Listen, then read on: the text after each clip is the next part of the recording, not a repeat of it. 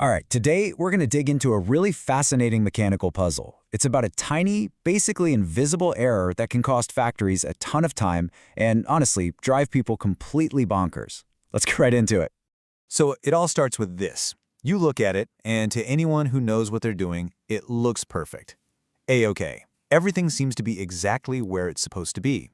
But it's not. Not even close. In fact, it's totally, completely wrong.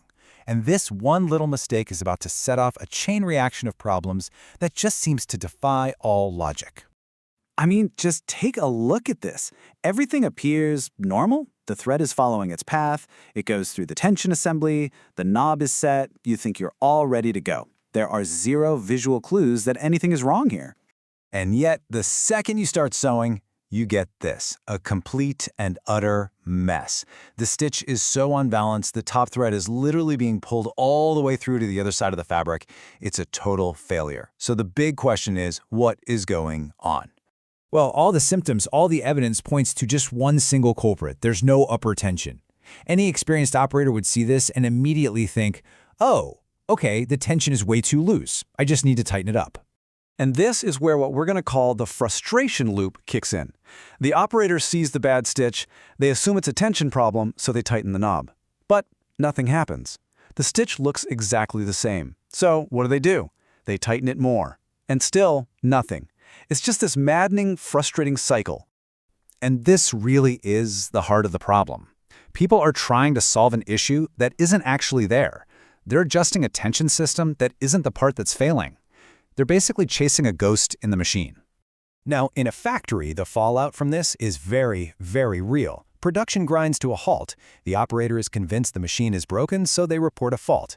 Maintenance gets called in, and now they might start tearing into the machine, checking all the complex stuff like hook timing or needle height, all while the real, simple problem just sits there, completely overlooked.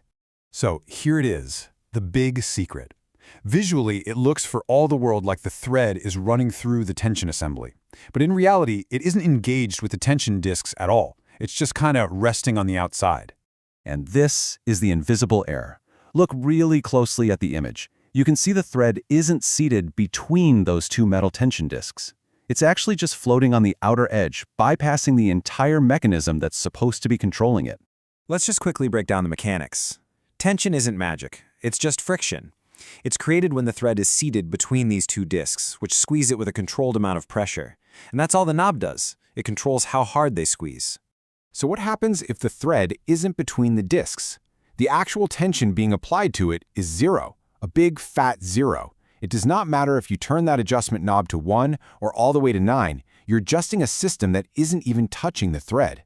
The knob becomes completely useless. The good news is, after all that frustration and all that wasted time, the fix takes literally 1 second.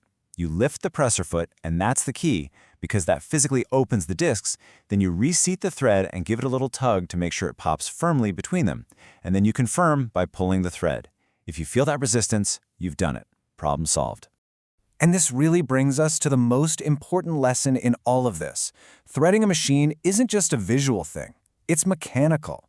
It's about feel, not just about what you can see.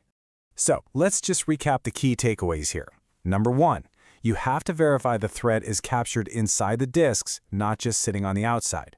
Number 2, confirm it. Give the thread a pull by hand to feel that tension. And number 3, always remember the presser foot has to be up to allow those discs to open in the first place. You know, it really makes you think, doesn't it? This was a problem where everyone was looking at the symptoms and trying to fix them directly instead of finding the simple hidden cause. So, the final question is, what common problem in your own work or even your life are you maybe trying to solve the wrong way?